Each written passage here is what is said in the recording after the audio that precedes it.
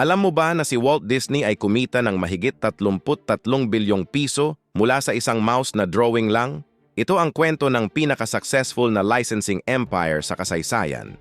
Noong 1930, halos bangkarote na ang Ingersoll Watch Company. Pero nang gumawa sila ng Mickey Mouse na relo, naging bestseller ito agad.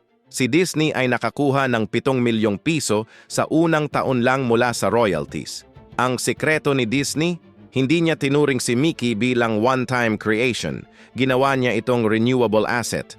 Nilagay niya si Mickey sa lahat ng bagay, laruan, damit, theme parks, at marami pang iba. Pero ang tunay na henyo dito ay ang kanyang contract structure. Nakuha niya ang creative control habang kumikita ng malaki. Ginawa rin niya ang merchandise na limited edition para mas gusto ng mga tao. Para sa mga content creators ngayon, sundin ang Disney formula. Gumawa ng memorable character, protect mo ang intellectual property mo, at mag-license sa iba't ibang produkto. Huwag maging one-hit wonder. Gumawa ng empire tulad ni Walt Disney.